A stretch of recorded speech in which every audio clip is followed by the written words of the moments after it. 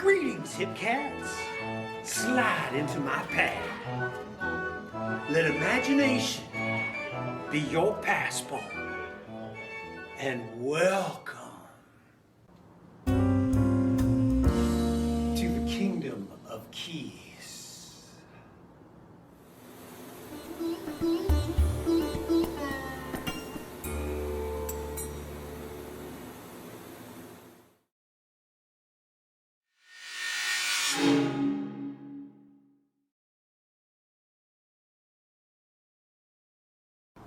Well, my hip cats, we have a rare opportunity right now. As the spirits are willing, it is now time for us to journey across that great divide, through the veil, separating the worlds, ours and eternity, as we cross over to the other side, baby. Well, Mr. Darwin, thank you for a very insightful perception on your thoughts. Let me change course here for just a moment. You see, my good friend, this is a bit unusual for me to have this question, but my curiosity has gotten the best of me. And I hope I'm not being too personal when I ask you to tell me, what's it like on the other side? What's it like to be immortal? What's it like to be dead? Well, a very, very good question, Sir Keys. Yes, well, bear with me as I try to verbalize a very ethereal experience. Let me start by saying our world, as I had alluded to in my answer regarding reconciling origin of species with my devout faith of Christianity, the notion that our perceptions are based on a, quite frankly, poorly understood mechanism through our central nervous system, how we record and interpret the world through our brains, through our senses, is evidently a manner by which this current form of existence interacts with the universe, which is to say, that's one form of an infinite variety of interactions that occur in this vast accumulation of energy in matter that we refer to simply as the universe, as though we understood it by merely coining the phrase. Ridiculous. It's beyond our ability, far beyond our ability to understand the Almighty, the universe. But I'll tell you this notion that might help you understand what life and death mean. For example, right now,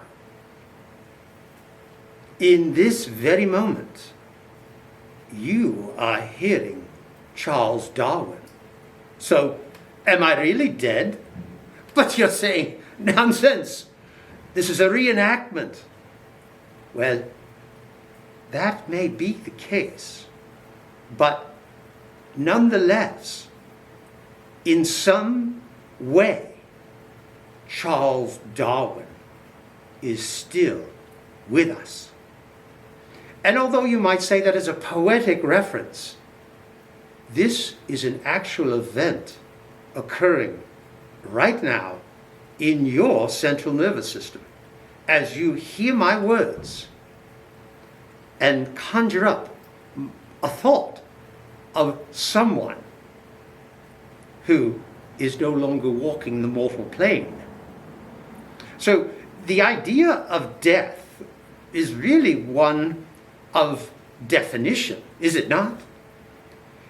And in that way, then, one might expand the definition or adjust the definition to include other possibilities.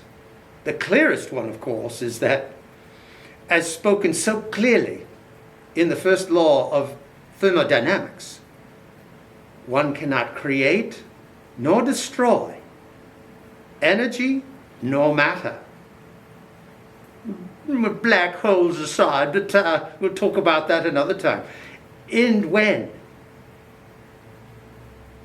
this thought is allowed to grow, one can understand then that I am with you,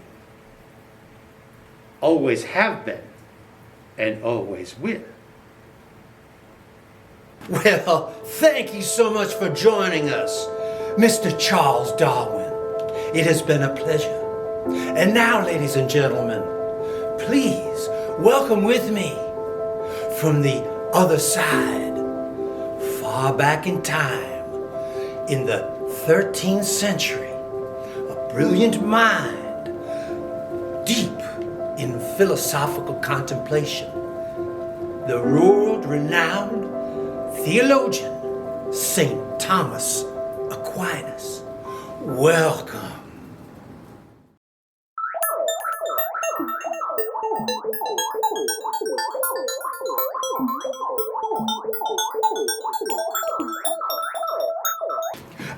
I'm sorry.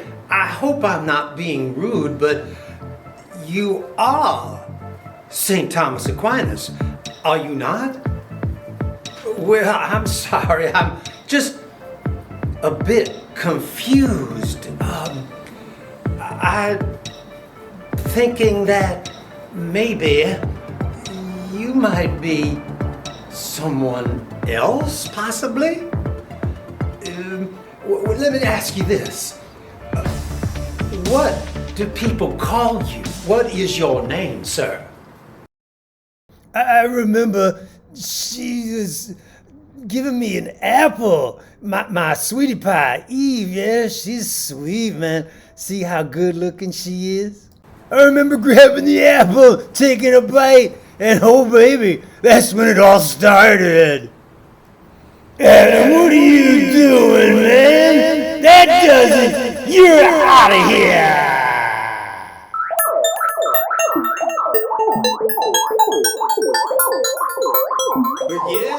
Yeah, it's like a beautiful rainbow coming down my throat and going inside, and then, well, here I am in the garden. The big guy, he kind of set me up here in the garden. Stay. Yeah, man. Yeah. In Hoboken, Jersey, man. Yeah, it's great here, man. Yeah. Over here, I get my groceries. Yeah, man. Over here, I get I get what I need here in my little space that the big guy take care of me, man. Yeah, that's right. Well, every once in a while, he'll call me up and he'll say, "Hey, Adam, I got a job for you, dude." Well, the last time that happened, it went something like this. That's right, baby. Adam, come on now. Stop hiding from me. I'll see you. You know that. Don't give me no slack, Jack. I'm gonna tell you something. it is now your turn to uphold the end of the bargain that you agreed to, baby.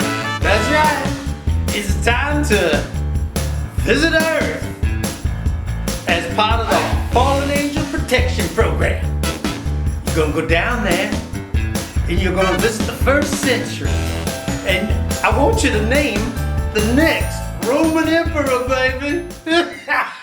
Gentlemen, join us next time when our unexpected guest continues to regale us with his exploits. And hopefully, we have reappropriated our technical abilities to welcome our next guest, St. Thomas Aquinas, the noted philosopher and theologian from the 13th century. Until then, keep some spunk in the trunk, a smile on the dial, and fire in your desire.